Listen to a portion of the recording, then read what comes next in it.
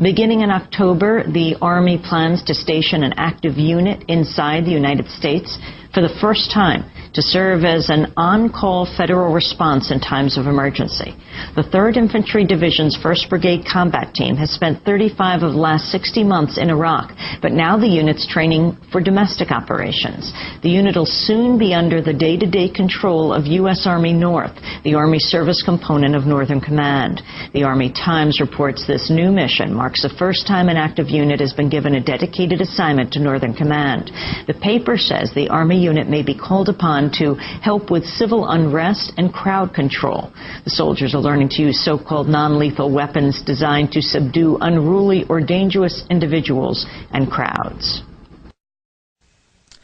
Is it far-fetched to imagine that these UN peacekeeping forces would be used against American citizens?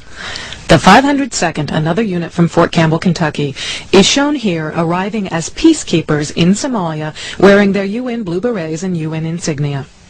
Shortly thereafter, this same unit, the 502nd, was in Arkansas practicing house-to-house searches and seizures in a joint UN training mission called Agile Provider in the spring of 1994. Agile Provider involved 44,000 UN troops, including troops from France and the Netherlands, training in the states of Georgia, North and South Carolina, Arkansas, and Tennessee. Yes, UN troops have been trained in this country in the past, but not in brigade strengths and not in domestic support house-to-house searches and seizures. Many of our congressmen deny that UN troops are being trained in this country at all, but as you can see in these clips from Fort Chaffee, Arkansas, Germans were training here last spring. Das ist die Baracke 1660, die da. Im zweiten Zug der Hinscholl, UN training has become so widespread that many of the newspapers around the country have had at least one such story. This official news release from the Navy High Command, Atlantcom, further confirms that UN troops were training in this country this past spring in forcible entries of homes using special operations tactics. News releases from around the country speak of law enforcement and military training together for so-called terrorist suppression involving attacks on civilian facilities. Did you know that 49 of our most famous landmarks have been given to the United Nations as supposed biospheres? Yet many of these supposed biospheres are located outside military facilities and are used for covert UN military special operations training areas. On the border between the U.S. and Canada, we see the UN flag flying between the U.S. and Canadian flags. Throughout cities in America, UN flags are popping up outside government buildings. But perhaps most disturbing was this letter received by New American Magazine detailing a survey given to Marines at 29 Palms Base. We confirmed this survey was given to Army Special Operations recruits. The survey asked troops whether they would swear to the following code. I am a United Nations fighting person. I serve in the forces which maintain world peace and every nation's way of life. I am prepared to give my life in their defense. This survey also asked if these U.S. military men would fire upon U.S. citizens who refuse or resist confiscation of firearms banned by the U.S. government. Did you notice the federal tax agents dressed like military patrolling the roads during the Waco siege, or the black military helicopters at each of the Indy 500 races for the past several years?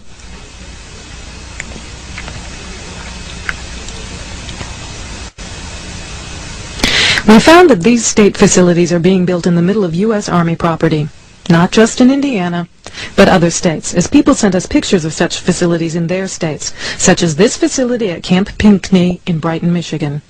You see not only the black vans here, but curiously, there are reverse swastikas carved into each end of the roof.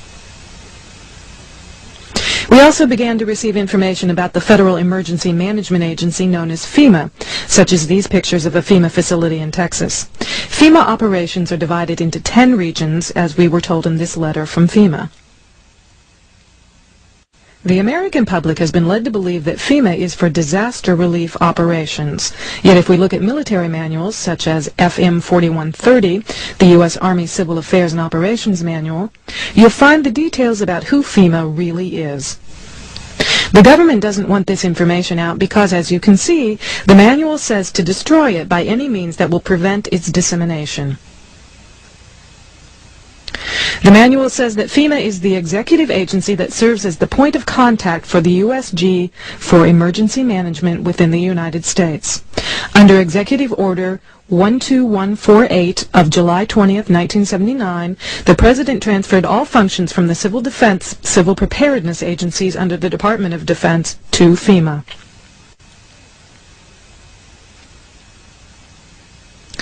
FEMA develops and implements overall concepts and policy guidance and directs activities for nationwide plans and preparedness for emergencies during peace and war.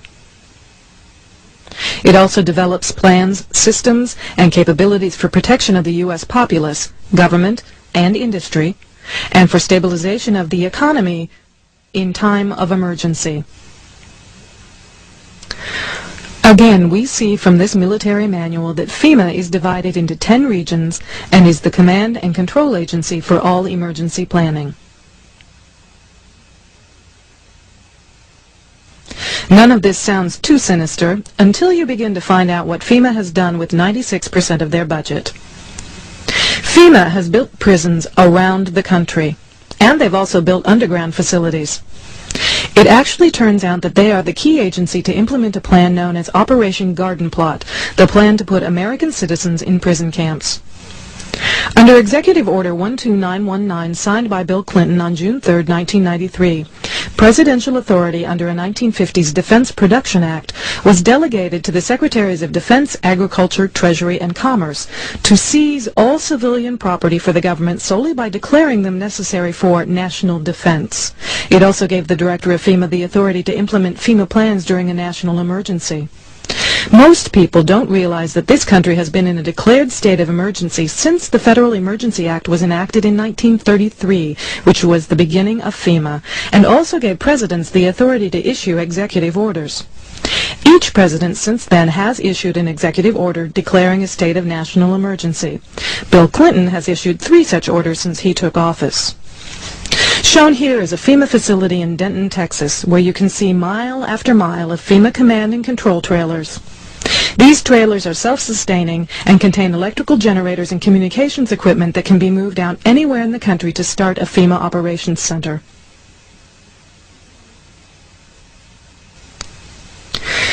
Several military manuals, such as these manuals, ranging from 1985 through 1994, speak of FEMA as the implementing agency for Operation Garden Plot, the plan to put American citizens in prison camps under military control.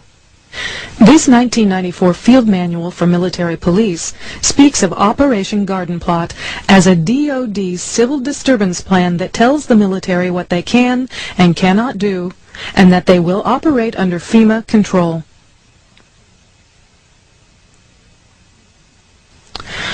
Several thousand U.S. troops are training in the U.S. this summer and fall, and if we look around us, we can see plenty of the signs and symptoms of a global takeover under the auspices of the United Nations taking place right here in our country. These trucks are Soviet trucks imported from eastern Germany, parked at a private facility in the DeSoto National Forest in Sautier, Mississippi, just outside Gulfport off Highway 59. A sign on the facility says Airmar. Airmar is privately owned, but the signs on fences around the facility say this is a U.S. Customs facility. Several acres of federal forest land was bulldozed to create this customs facility solely for Airmar. No one knows for sure what this facility really is, but one thing is certain, it's not what we're being told it is. And there are 750 Soviet chemical trucks sitting in Mississippi whose sole use is to spray chemicals and nerve gas in chemical warfare operations. What are they doing in Mississippi? What are they doing on U.S. soil? And why are they under the protection of the U.S. government if they are privately owned? Senator Sam Nunn from Georgia was quoted as saying he was certain the American public would welcome the Soviet troops as peacekeeping forces in the United States.